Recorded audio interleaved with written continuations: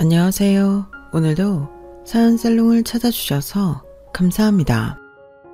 저는 올해 개원한 30대 후반 여성입니다. 저는 올해 개원도 하고 했으니 1년 연애에 종지부를 찍고 결혼 준비를 시작했는데요. 병원에서 프로포즈를 받았어요. 함께 일하는 간호사분들과 직원들의 축하를 받으며 세상에서 제일 행복한 여자가 된 것 같았어요. 하지만 결혼 과정이 그리 녹록지 않았어요. 물론 다른 분들도 마찬가지겠지만 저에겐 큰 약점이자 결점이 있었거든요. 저는 남들보다 반쯤 숙이고 결혼 준비를 해야 했어요. 그러다 상견례 당일 예상하지도 못한 일이 벌어졌어요. 그 일은 그동안에 흐르던 기류를 완전히 뒤집었죠. 제 상견례는 엉망진창이 되었어요. 아수라장이 되었죠. 그렇게 전 파혼을 하게 되었는데요. 사실 솔직히 말하면 틀린 선택이라고 생각하지 않아요. 오히려 속이 시원해요. 그 이야기를 지금부터 들려드릴게요. 전문의 자격증을 취득한 저는 선배의 병원에서 근무를 하면서 개원 준비를 해요. 그러다 36이라는 늦은 나이에 첫 연애를 하죠. 그때는 여름이었고 제가 2주에 한 번 가보던 보육원에서 시작되었어요. 저는 오래 의료봉사를 했어요. 처음엔 강제적으로 했어요. 근무한 대학병원에서 의료봉사를 하라고 했거든요. 피곤해 죽겠는데 쉬고 싶은데 솔직히 가기 싫었어요. 그런데 그 당시 제 위치는 제 의견을 피력할 수 있는 위치가 아니었어요. 그래서 어쩔 수 없이 2주에 한 번씩 여러 보육원이나 소외계층, 외지에 가서 의료봉사를 했어요. 처음엔 즐겁지 않았어요. 어쩌면 사무적으로 대했을 수도 있겠어요. 하지만 의료봉사를 하다 보니 보람도 있고 봉사 중에 저희 노고에 감사해야 하는 환자라고 해야 할까요? 사람들의 모습을 보니 기뻤어요. 그래서 선배의 병원에서 근무를 할 때도 따로 의료봉사를 신청해 특정 보육원에 봉사를 갔어요. 그리고 거기서 예비 남편을 만났죠. 파혼했지만 편하게 예랑이라고 할게요. 얘랑은 중학교 과학교사로 교육봉사를 했어요. 그런데 저와 처음 대화를 한 그날 통솔 인원이 부족해서 얘랑도 사람들을 통솔하는 일을 했죠. 가까이 있진 않았지만 얘랑의 인기척이 느껴졌어요. 힐끗힐끗 본 얘랑은 성실하고 바른 사람처럼 느껴졌어요. 행색도 깔끔했고요. 물론 얘랑을 그날 처음 본 것은 아니었죠. 보육원을 오가며 낯익은 얼굴이었어요. 그런데 한 번도 대화를 해본 적은 없었어요. 그날 처음 대화를 해봤죠. 식사 자리에서였어요. 보육원 직원들과 식사를 하고 있는데 얘랑이 다가왔어요. 그리고 인사를 했죠. 그러자 보육원 직원 중 한 사람이 얘랑을 소개해줬어요. 그때 이름과 직업을 알았죠. 그리고 보육원 직원이 얘랑에게 저를 소개시켜줬어요. 그러자 얘랑이 뭐라고 했는지 아세요? 아, 알고 있어요. 훌륭하신 분이잖아요. 능청스럽게 그렇게 말하더라고요. 그러더니 저희가 앉은 자리 옆에 앉아 식사를 했어요.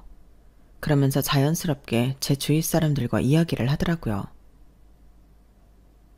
다른 분들은 선생님 다 아세요? 그럼요. 다들 다른 분야지만 담소도 나누고 그러죠. 선생님이 너무 딱딱하신 거라니까요. 보육원 직원이 그렇게 말하는데 머쓱하더라고요. 하지만 사실이 아닌 건 아니었어요. 저는 의료봉사 중에 사적인 대화는 거의 하지 않고 봉사에만 집중한 뒤에 시간이 끝나면 가거든요. 들어보니 다른 분들은 사무실에서 커피도 마시고 그런다고 하더라고요. 그런데 저는 괜히 그러면 봉사의 의미가 퇴색되는 것 같아서 그러지 않았어요. 아니에요. 봉사할 땐 봉사에 집중하는 게 좋죠. 안 그러면 의미가 퇴색되게 받아들여질 수도 있잖아요. 선생님이 잘하시는 거예요.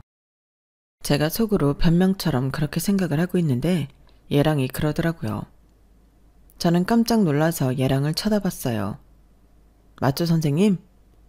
저는 괜히 밥을 크게 우겨 넣었어요. 얘랑은 솔직히 호감이 가는 인상의 성격이었어요. 얘랑이 이야기하는 것을 들어보면 아이에 대한 애정이 남달라 보이더라고요. 아이를 소중하게 생각하면서 좋은 방향으로 인도하는 것에 대한 중요성을 강조했어요. 그리고 자기 일에 대한 교육자로서의 신념이 있었어요. 학생들의 성장과 발전을 돕겠다는 강한 의지가 있었죠. 거기다 얘랑에게는 자신도 학생들과 함께 성장하고 발전하겠다는 비전이 있었어요. 제가 그런 사람들을 좋아하거든요. 하지만 어디까지나 그건 인간적인 호감이었죠. 제가 36에 첫 연애를 했다고 했죠. 그래서 사람들은 제게 어떻게 그렇게 연애에 대해 관심이 없냐고 물어요. 연애를 하고 싶지 않냐고, 어떤 사람은 연애를 해야 한다고 강요하기도 했죠. 하지만 저는 연애를 하고자 하는 마음이 쉽게 들지 않았어요. 그렇게까지 된 이유는 일단 너무 바빴어요. 의사가 될 저에게도 의사가 된 저에게도 연애를 할 여유가 없었어요. 그리고 연애라는 게 저의 일과에 적합하지 않다고 느꼈어요. 사치이고 상대에게 피해를 줄 거라고 생각했죠. 그래서 저는 남자에게 인간적인 호감 그 이상을 느끼지 않아요. 게다가 얘랑은 저보다 2살이나 어렸어요. 어린 남자와의 연애는 생각도 해본 적도 없어요. 오히려 저는 듬직한 남자를 좋아해서 만난다면 영상을 만나고 싶다는 생각을 했죠. 그래서 얘랑을 보고 참 괜찮은 사람이구나까지만 생각하고 진도를 더 나가지 않았어요. 그런데 연하남의 질주에 속수무책이 되더라고요. 보육원 직원을 통해 통성명을 한 이후 얘랑은 제게 연락처를 달라고 했어요. 하지만 전 거절했죠. 그럴 필요가 없다고 생각해서였어요. 보육원에서 같이 봉사를, 그것도 다른 분야의 봉사를 하는 사람일 뿐이라고요. 그렇게 3달이 흘렀어요.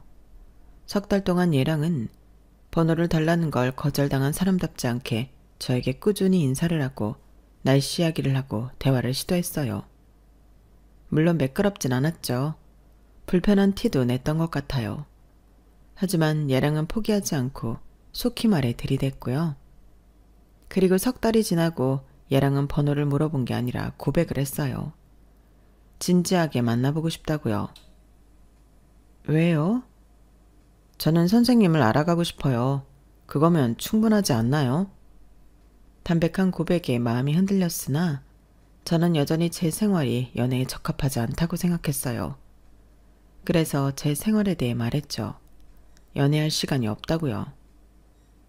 저 엄청 바빠요.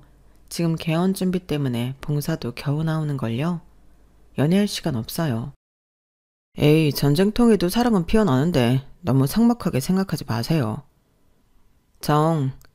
제가 선생님 생활에 걸리적거리면 알아서 포기할게요. 그렇다고 걸리적거린다뇨. 그럼 받아주시는 거죠? 저는 일단 대답을 피했어요. 그리고 집으로 들어왔죠. 참 많은 생각이 들었는데 제일 강하게 든 생각이 바로 이거예요. 제가 약점이자 결핍이 있다고 말씀드렸죠? 바로 그 부분인데요. 그 이야기를 하기 전에 제 친구 이야기를 먼저 할게요. 수년 전 제 친구가 남자친구와 이별을 했는데 그 이유가 제 친구의 집안 사정 때문이었어요. 제 친구가 재혼 가정이거든요. 5살 때 친부모가 이혼하고 엄마랑 살았는데 엄마가 제 친구가 18살 되던 해에 재혼을 해서 지금까지 살고 있어요. 그런데 그 집안 사정을 남자친구 부모님이 알고 반대를 했다는 거예요. 아르바이트 하는데 찾아와서는 엄마 팔자 물려받게 되어 있다는 둥, 결혼할 때 누구누구 앉힐 거냐는 둥 고래고래 소리를 지르면서 그런 소리를 하더라. 내가 무슨 지금 당장 걔랑 결혼한다고 한 것도 아닌데 오버도 그런 오버가 없지. 그런데 나 엄청 상처받았어. 이렇게 헤어지는 거. 나 너무 억울해. 억울할 만하지. 그래서 준찬이는 정말 너랑 헤어진대? 아직까지 연락 없어. 이렇게 연락 안 하면 정말 쫑인 거지 뭐. 그런데 웃기잖아. 재혼한 게 뭐라고.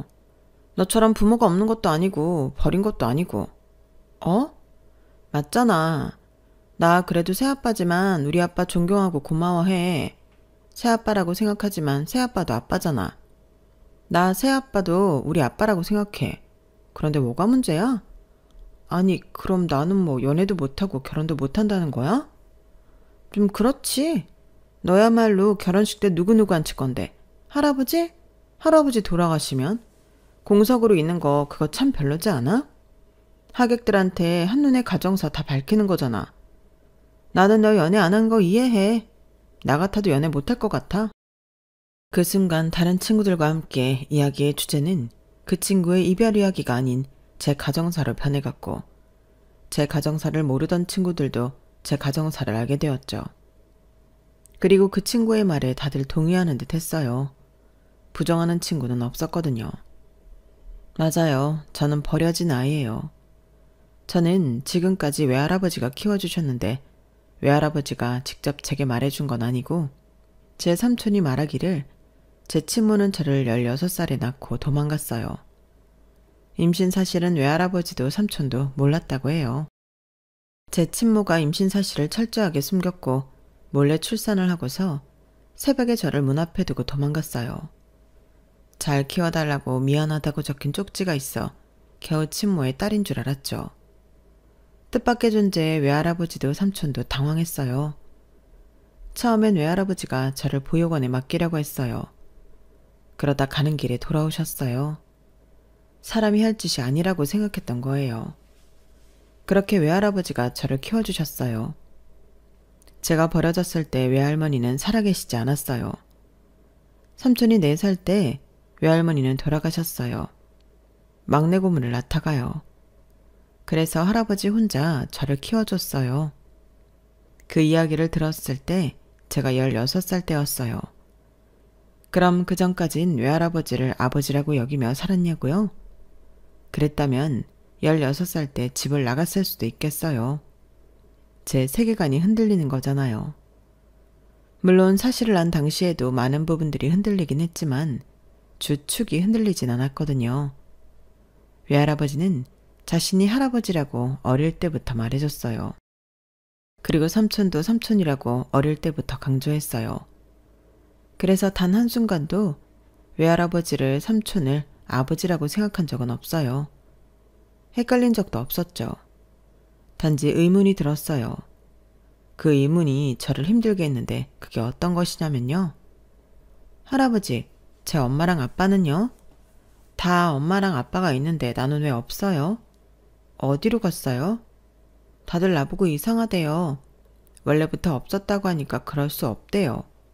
그럼 난 뭐예요? 어떻게 태어난 거예요? 우리 예슬이도 엄마랑 아빠가 있지. 단지 어디 멀리 갔을 뿐이야. 너무 멀리 가서 예슬이를 할아버지한테 부탁한 거야. 그리고 우리 예슬이한테는 할아버지랑 삼촌이 있잖아. 승찬이는 방학 때마다 자기 엄마 아빠한테 가는데요. 우리 엄마 아빠는요? 자자, 이 닫고 잠자야지.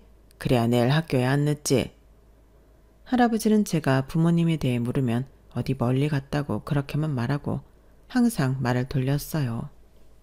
지금 생각하면 차마 버렸다는 말을 하지 못해서 그랬다는 걸 알지만 할아버지가 그럴 때마다 저는 할아버지가 너무 미웠어요. 괜히 할아버지가 저와 부모님을 모문나게 하는 것 같았고 악역 같았어요. 저도 제 나름대로 상상을 했던 거죠. 그만큼 저는 부모님의 부재에 대한 결핍을 크게 느꼈어요. 아무리 외할아버지가 저에게 온 정성을 쏟아 양육을 해줘도 말이에요. 그리고 16살에 삼촌에게 사건의 진실을 알게 된 거죠. 아, 참고로 제 친부는 친모와 동급생으로 친모가 임신을 했다는 소식을 듣고 이미 다른 지역으로 이사를 했대요. 사실을 알기 전에는 공허했고 사실을 안 뒤에는 배신감과 패배감, 수치심이 저를 압도했어요. 진실을 알면 결핍이 해결될 거라는 생각을 했는데 그건 정말 아니란 생각이었고 후폭풍이 있었죠. 제가 공부를 본격적으로 하게 된 것도 16살 때예요. 저는 16살 때부터 미친 듯이 공부에 매달렸어요. 왜냐하면 저를 지키기 위해서였어요. 이런 가정사가 있는 제가 떳떳하게 살려면 공부를 잘 해야 한다는 생각을 했어요. 저는 뭔가 되고 싶어서 공부를 했다기보다는 1등을 놓치지 않기 위해서 공부를 했어요. 그리고 정말 매년 반에서 1등을 놓치지 않았고 전교 3등 안에는 매번 들었죠. 그러다 고등학교 2학년 때 담임선생님의 권유로 의대 진학을 위해 공부를 했어요. 그러고 보면 의사가 된 것도 부모님이 없다는 결핍 덕분일 수도 있겠네요. 하지만 그 결핍은 의대에 입학해서도 저를 괴롭혔고 결국엔 친구의 말로 인해서 인연에 대해 문을 완전히 닫게 만들었죠. 저는 이런 사연 때문에 연애의 문을 닫았어요. 결혼은 생각이 있었지만 아름아름 속이로 만나 조건을 보고 할 생각이었어요. 하지만 아무리 사랑받고 싶은 건 인간의 욕구 아니겠어요? 저는 얘랑을 만나 제가 그런 욕구를 참고 있었다는 것, 그리고 그 욕구가 저를 비집고 나오고 싶어 한다는 것을 알았어요. 그래서 저는 이 모든 걸 얘랑에게 고백하기로 했어요. 얘랑의 고백에 대답을 하지 못한 채로 집에 돌아온 지 3시간 뒤에 얘랑에게 다시 연락을 해서 만났어요. 그리고 제 이야기를 했어요. 말을 하는 도중에 멈추고 눈치를 보고 도망갈 거라 단정 짓고 그랬어요. 하지만 얘랑은 천천히 담담하게 제 얘기를 들었어요. 그 친구 정말 너무하네요. 사람 처지에 높낮이가 어디 있어요? 위선자네요. 착한 척하면서 예슬씨를 비꼬는 게 말이에요. 지금도 그 친구랑 친구인 건 아니죠? 아, 설령 친구라고 해도 괜찮아요. 우리 그런 사람들에게 아니라는 걸 보여줘요. 난 자신 있으니까. 얘랑은 제게 2번째 고백을 했고 그때 저는 고개를 끄덕였어요. 연애를 하면서 얘랑은 제가 생각했던 첫인상을 유지하는 사람이었어요. 게다가 다정했고 연하 같지 않고 듬직했어요. 더군다나 가장 감사했던 건 할아버지에게 잘한다는 거였어요. 연애 초반부터 얘랑은 할아버지를 위한 선물, 영양제 같은 것들을 선물했어요. 혹시 몰라 의사인 저에게 이것저것 물어보면서 신중하게 골라 선물했죠. 그리고 연애를 한 지 3개월이 되었을 때였을까요? 불쑥 할아버지를 뵙고 싶다고 하더니 식사 대접을 했어요. 할아버지가 좋아하는 고급 중식집에서였고 할아버지도 제 얘랑이 마음에 드는 눈치였어요. 그렇게 몇 번 식사를 하다 할아버지가 얘랑을 저희 집에 초대했는데 바리바리 선물을 들고 오기도 했고 맛있게 식사를 하고 전구가 나갔는데 곧장 사와서 갈아주기도 했어요. 그리고 얘랑은 저의 일과를 존중했어요. 선배의 병원에서 일할 때 간혹 야간 진료도 있고 주말에도 진료가 있는데 이해해줬고요. 저는 퇴근하고 나면 방전이 되는 스타일이라 쉬고 싶은 날이 있는데 그렇게 한다고 저를 미워하거나 서운해하지도 않았어요. 게다가 개원 준비로 바쁠 때는 함께 이것저것을 가지며 도와주고 같이 고민해주고 해결해주기도 했어요. 제가 스트레스를 받으면 단 것을 왕창 사와 스트레스 관리도 해줬어요. 저는 개원을 하는데 얘랑의 도움이 컸다고 생각해요. 정말 머리 빠지지 않고 개원했거든요. 그래서 개원을 한 뒤에 병원에서 프로포즈를 받고 고민 없이 승낙했어요. 저는 거의 100% 확신했어요. 얘랑은 제 곁에서 좋은 남편이자 아빠가 될 수 있다고요. 그래서 승낙을 한 뒤에 저희 커플은 양가의 결혼 소식을 알렸어요. 먼저 저희 커플은 제 외할아버지를 찾아갔어요.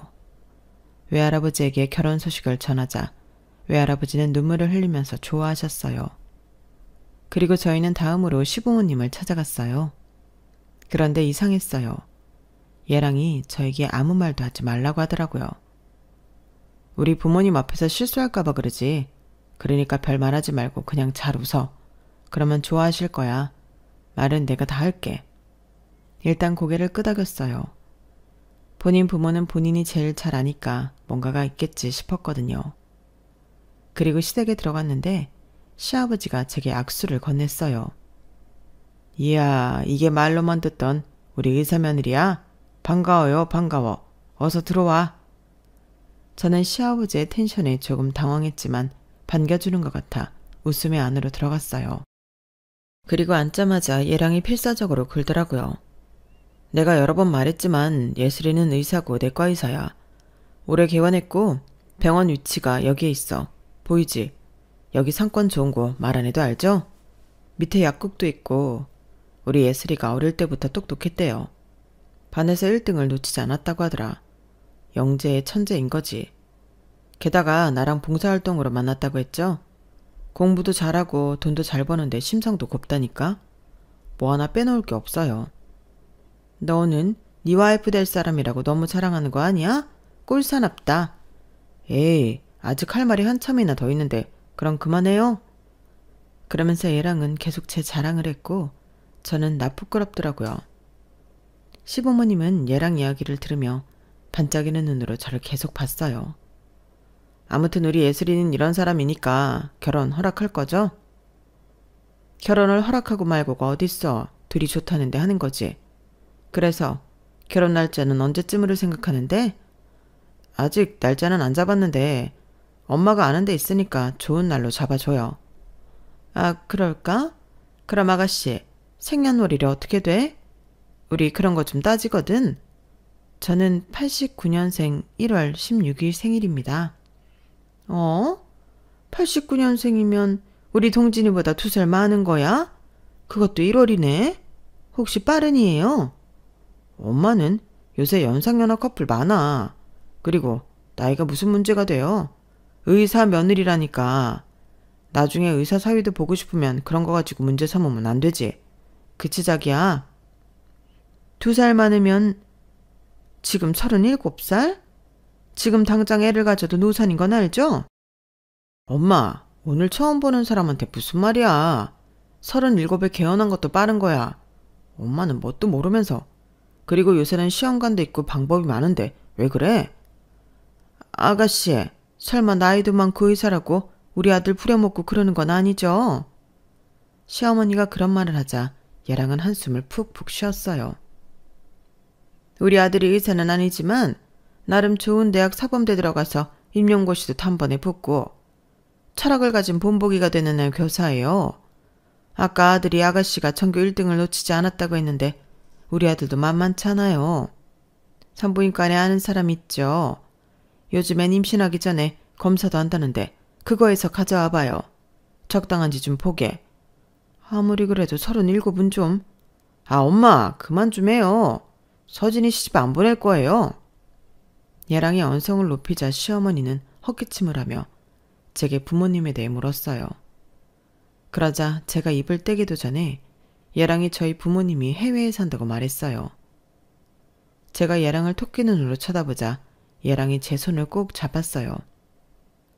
예슬이 부모님은 해외에서 예술가로 사세요. 장인어른은 피아노 치시고 장모님은 화가예요. 거기서 만나셔서 예슬이 거기에서 나왔어요. 그런데 왜 한국에 남았어? 외동이라 들었는데. 그럼 지금 가족은 한국에 아무도 없는 거야? 네, 그렇죠. 독립적이고 자유로운 분들이라 예슬이는 초등학생 때 한국에 들어와서 할아버지랑 살았어요. 결혼식 때는 오신대? 당연히 오시죠. 외동딸 결혼식인데. 얘랑은 입에 침 한 번 안 바르고 거짓말을 하더라고요.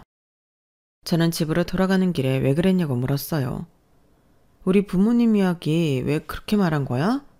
나중에 결혼식에서 다 들통날 건데. 아니, 상견례 할 때도 그렇고 그냥 솔직히 말하는 게 낫지 않겠어? 우리 부모님, 아버지는 군인이시고 그래서 상당히 보수적이야. 사실대로 말했다가는 결혼 반대할지도 몰라. 그러면 안 되잖아. 자기가 부모님 안 계신 게 당신 탓도 아니고. 그리고 상견례 때나 결혼식 때는 아르바이트 쓰면 돼. 들통날 거라고 생각 안 해? 언제 어디서 갑자기 보자고 할지도 모르는데 그때마다 아르바이트에 의존할 수 없잖아. 그래서 내가 해외에 산다고 말한 거잖아. 나중에 보자고 할 때는 해외에 살기 때문에 어렵다고 하면 되고. 설마 해외에 사는데 무리하게 오라고 하겠어? 그럴 일도 없고. 생각보다 결혼하고 나면 사돈끼리 볼 일이 거의 없다더라. 아무리 그래도.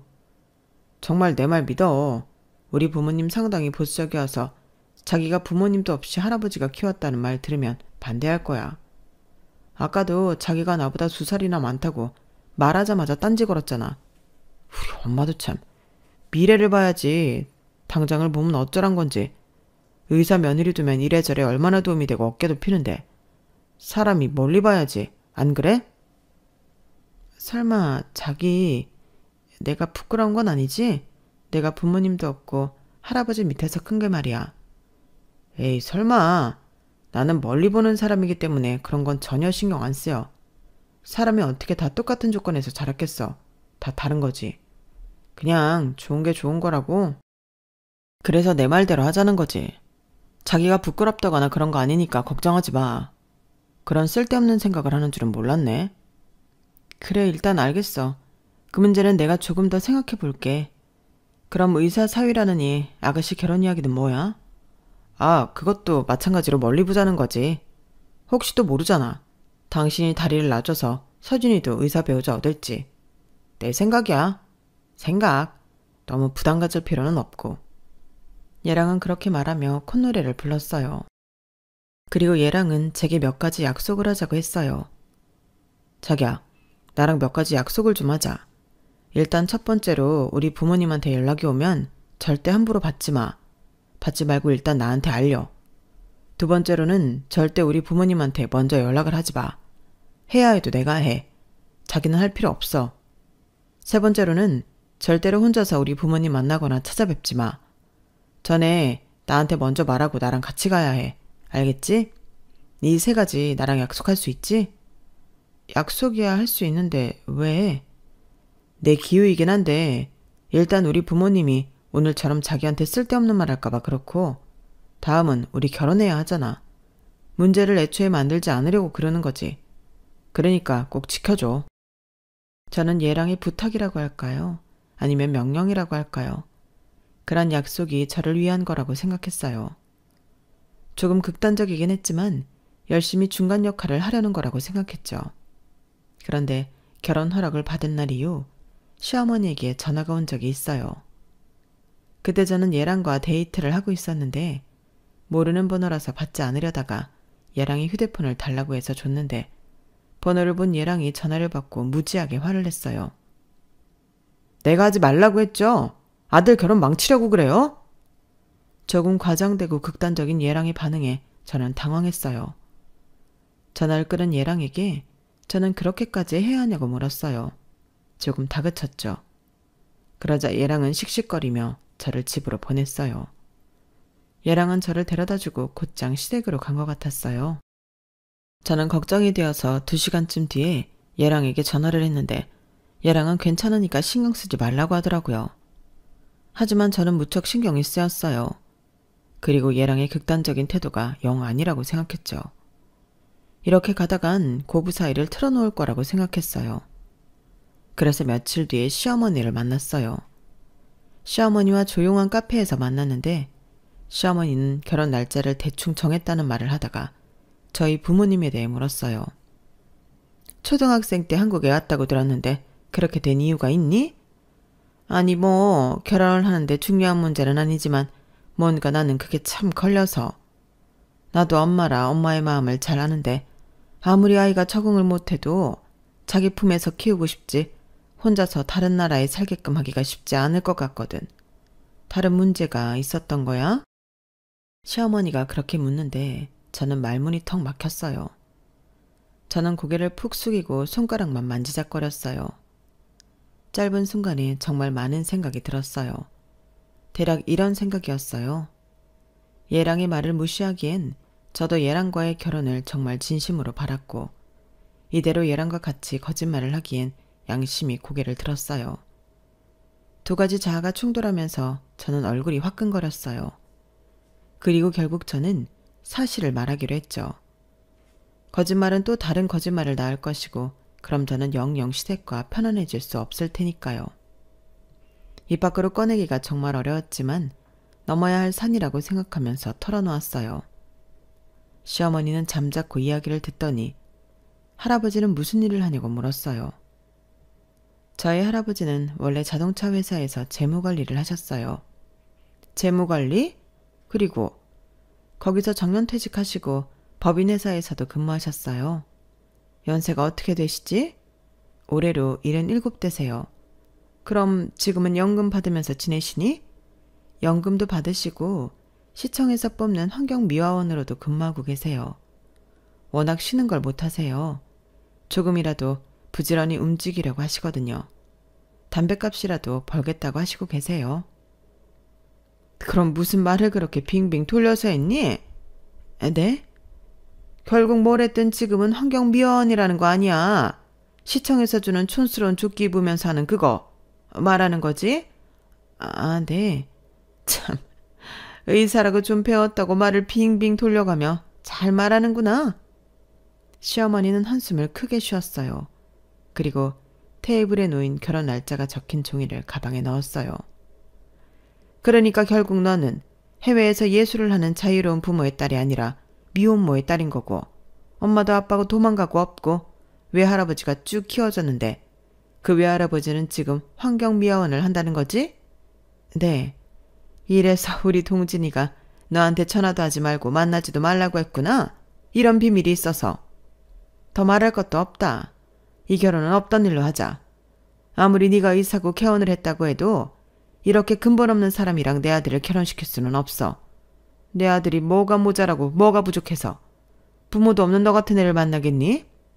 그리고 사돈이 청소부인 건 좀 그렇잖아. 아무리 네가 의사라고 해도 말이야.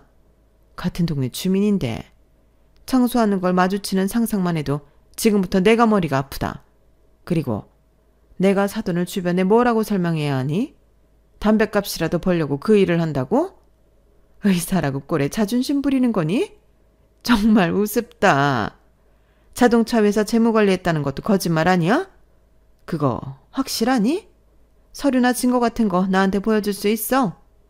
나는 네가 네 부모에 대해서도 거짓말을 해서 도통 믿을 수가 없다.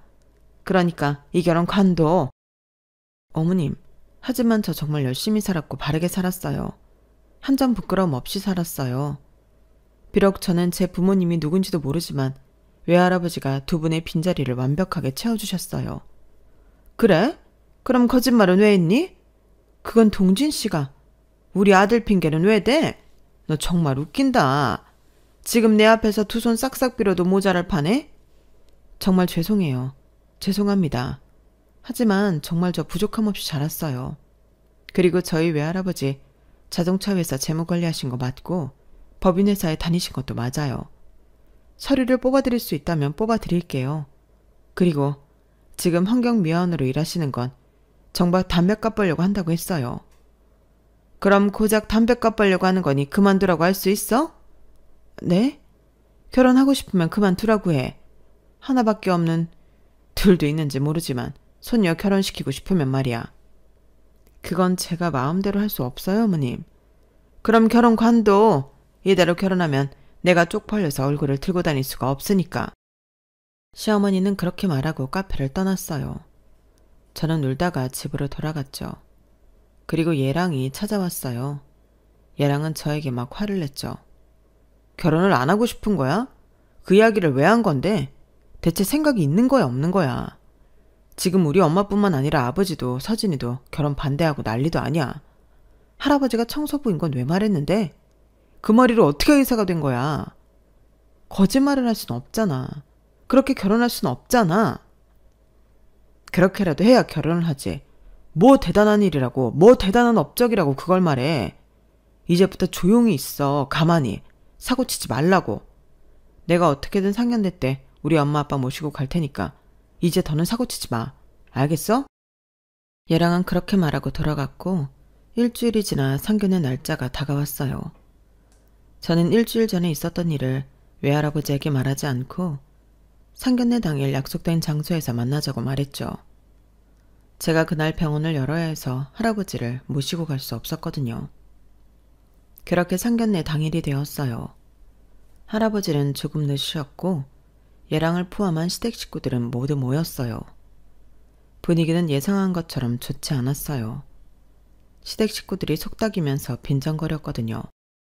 재산보다 중요한 게 집안 분위기인데 부모도 없는 집안에서 뭘 배웠겠냐고. 안 그래요? 할아버지는 할아버지일 뿐이야. 자식 키우는데 부모의 역할이 얼마나 중요한데. 게다가 어찌되었든 청소부라는 거잖아. 아이고 동네 창피해서. 언니, 그러면 언니는 가진 게 의사라는 타이틀밖에 없는데 시집 올 때 뭐 해올 거예요? 집? 차? 가구? 가전? 솔직히 이렇게 기울어진 판국에 다 해와야 하는 거 아니에요? 저는 그 빈정거림 속에서 완전히 탈출하고 싶었어요. 멀미를 한 것처럼 속이 좋지 않았죠. 그래서 잠시 자리를 비우려고 일어나는데 할아버지가 도착했어요. 아유, 늦어서 죄송합니다. 오래 기다리셨죠? 오면서 차가 막혀서요. 주말이라 다들 나들이를 가는지. 상황을 모르는 할아버지는 순박하고 해맑게 장소로 왔어요. 저는 악몽이 시작될 것을 예감하고 눈을 질끈 감았어요. 그런데 시댁 식구들이 할아버지 얼굴을 보고 화들짝 놀라는 거예요. 그리고 할아버지도 어? 하며 시댁 식구들을 아는 눈치였죠. 그리고 시댁 식구들은 모두 얼굴이 붉어진 채로 딱만 봤어요.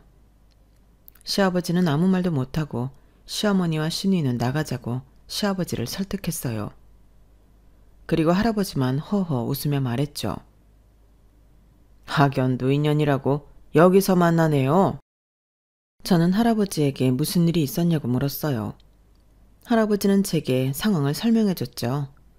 때는 닷새 전이었어요. 닷새 전에 할아버지는 차량 접촉사고를 당했는데요. 주차된 할아버지의 차를 박은 건 초보 운전자인 시누이였어요. 시누이는 저와 할아버지가 사는 아파트에 살고 있는 친구의 집에 놀러 왔었죠. 놀다가 집에 가려고 차를 빼는데 우당탕탕 옆차를 박은 거예요. 처음으로 사고를 낸 시누이는 너무 놀라서 차에서 내려 차가 긁힌 것을 확인하고 도주하려고 했어요. 아가씨, 잠깐만요. 그러다 차주인 할아버지에게 딱 걸린 거예요. 할아버지가 차를 박았으면 연락을 해야지 이렇게 가면 뺑소니라고 설명했어요. 아니 뭐 이 차주 되세요? 남일인데 그냥 가시죠. 시누이가 뻔뻔하게 나오자 할아버지는 자기가 차주라고 이 번호로 전화해보라고 했어요. 그러니 차주가 맞거든요. 그래서 시누이는 더 당황해서 차에 타려고 했어요. 그런데 시누이에게서 술 냄새가 나는 거예요. 술을 마셨냐고 물으니 시누이가 향수 냄새라고 발뺌을 했어요. 그리고 차에 올라타 그대로 도주를 했어요. 할아버지는 결국 경찰에 신고를 했죠. 그래서 경찰서에서 시댁 식구들을 만나게 되었어요. 시아버지는 연신 사과를 하고 시어머니는 초범이라서 당황해서 그런 거다. 초범이니까 봐달라고 고래고래 소리를 질렀어요. 그때도 시누이는 할아버지에게 어떤 사과도 하지 않았고 시부모님 뒤에 숨어 있었어요. 그래서 할아버지는 합의를 해주지 않겠다고 하고 집으로 돌아왔어요. 시누이는 생애 처음으로 법정에 섰어요. 그리고 징역 1년 선고를 받죠. 그러자 그제서 겁이 난 시누이는 할아버지에게 연락을 해 합의를 해달라고 사정을 했어요. 며칠을 찾아왔어요. 울면서 매달렸고요. 할아버지는 그런 신우가 손녀 같기도 하고 안쓰러워서 합의를 해줬고 그래서 시누이는 최종적으로 벌금형 처벌을 받았어요. 면허 취소 처분도 받았어요. 그래서 상견례 날에도 시아버지가 운전해서 왔더라고요. 아무튼 그런 일이 있어서 시댁 식구들은 할아버지의 얼굴을 보고 무척 놀란 거였어요. 다들 얼굴이 붉어진 채로 고개를 들지 못하더라고요. 겨우 고개를 들고 시아버지가 한 말이 그 벤츠 S클래스 차주 맞으시죠? 였어요. 네, 노치네가 집에 박혀 있었어야 하는데 그날 일은 제가 더 죄송하게 됐습니다. 네? 그때 경찰서 나가면서 셋이서 그랬잖아요. 노치네가 무슨 벤츠를 몰고 다니냐고. 노치네는 집에 박혀 있어야지 어디를 싸돌아다니냐고. 그런 이야기를 할 때는 늘 뒤를 보세요. 뒤를 확인하고 그런 말을 해야죠. 안 그럽니까, 아가씨? 그러자 시누이는 눈물을 흘렸어요. 그래서 시어머니가 시누이를 부둥켜 안고 할아버지에게 막 뭐라고 했어요. 세상에 젊은이한테 빨간 줄 그이게 했으면서 지금 대놓고 빈정거리는 거예요? 대체 나이를 어디로 먹은 거예요? 나이를 뒷구녕으로 먹는 사람이 어디 있습니까? 당연히 입구멍으로 먹었죠. 그리고 제가 빨간 줄 그이게 했습니까? 그 댁 따님이 운전은 별나게 그것도 음주한 죄죠. 그래도 전 안쓰러워서 합의해 줬습니다. 그럼 감사하게 생각해야지. 지금 어디서 큰 소리입니까? 아무리 그래도요. 얘가 얼마나 놀랐으면 그대로 정신없이 집으로 왔겠냐고요. 얘가 얼마나 연약한 앤데 그깟 합의가 뭐라고. 저희 애는 빨간 줄 두고 있고 면허 정지까지 받았다고요. 젊은 사람 인생 망쳐놓은 거라고요. 우리 애 지금 무서워서 다시 면허 딸 생각도 못하고 있어요. 그리고 쓸데없이 보험비만 올랐고요. 참, 그리고 어째서 황병위험원 부주에 청소부 주제에 벤츠를 몰고 다니죠? 제가 그랬잖아요. 저희 할아버지 담뱃값이라도 벌려고 환경미화원으로 일하고 있다고요. 그게 정말 맞는 말이에요. 저희 할아버지 그 일 안 한다고 생활에 문제가 되거나 그러지 않아요. 사실 저희 할아버지는 장남 장손으로 땅 2필지를 유산으로 물려받았어요. 2필지의 땅은 농지였고 할아버지는 팔지 않고 월세로 임대했어요. 그리고 거기서 받은 월세로 저를 공부시킨 거나 다름이 없었죠. 그런데 10년 전 그 땅 중 한 필이 도로를 낸다고 수용되었어요. 그래서 할아버지는 보상금을 받았죠. 그 보상금으로 일단 저희 식구는 이사를 했어요. 그 전까지는 엘리베이터도 없는 4층짜리 빌라에서 살고 있었거든요. 저희는 새 아파트로 이사를 했어요. 그리고 할아버지는 3층짜리 건물을 샀어요. 그리고 그 당시 차가 퍼져서 차를 사야 했는데 삼촌의 권유로 벤츠 S클래스를 샀고요. 그러면서 할아버지는 법인회사에서 일을 그만두고 2년 동안 쉬었어요. 건물을 관리하며 월세로 먹고 살았죠. 그리고 2년 뒤에 할아버지는 좀이 쑤신다며 일을 알아보더니 환경미화원 일을 시작했어요. 내 담뱃값이라도 벌어야지 안 되겠다. 할아버지는 정말 그렇게 말했어요. 그리고 할아버지가 환경미화원 일을 한 지 4년 뒤에 할아버지의 남은 땅 한 필이 아파트가 지어진다고 수용되었어요. 할아버지는 분양권을 받으셨고 그 아파트를 저에게 주겠다고 약속했어요. 지금이 아니더라도 나중에 시집을 가면 들고 가라고 하면서 말이에요. 저는 처음엔 그냥 뭣도 모르고 할아버지에게 고맙다는 말만 했는데 나중에 제가 할아버지 건물에서 병원을 차리게 된다는 걸 알았더라면 아파트는 안 받았을 거예요. 그리고 올해가 그 아파트에 입주할 수 있는 해였어요. 제가 얘랑이랑 올해 결혼 날짜를 잡았잖아요. 솔직히 운명이 아닌가 이런 생각도 했어요. 하지만 집을 해가겠다는 사실을 얘랑에게도 시댁에도 하지 않았어요. 왠지 뇌물 같아서요. 결혼이 완전히 진행되면 선물처럼 말할 생각이었죠. 그런데 일이 꼬여버렸네요. 상견례는 서로에 대한 비난으로 엉망진창이 되어버렸거든요. 할아버지는 결국 자리에서 일어났어요. 이야기 잘 들었습니다. 피차 서로 불편하니 결혼 이야기는 없던 걸로 하죠. 그래요. 누가 쉬운 줄 알고? 그렇게 모두 자리에서 일어나려고 하는데 얘랑이 할아버지 앞에 서더니 냅다 무릎을 꿇는 거예요. 할아버님, 죄송합니다. 이게 다 저의 모자람입니다. 제발 한 번만 기회를 주세요. 동진아, 너 뭐 하는 거야? 당장 일어나지 못해? 미쳤나 봐. 시어머니가 얘랑을 일으키려고 했지만 얘랑은 일어나지 않았어요. 그러면서 이내 시어머니에게 화를 냈죠. 내가 여기까지 오려고 얼마나 애를 썼는데 다들 날 도와주지는 못할 망정 이게 뭐예요? 여자가 무슨 죄 하나니? 정신 차려. 의사 며느리, 그게 쉬운 줄 알아요?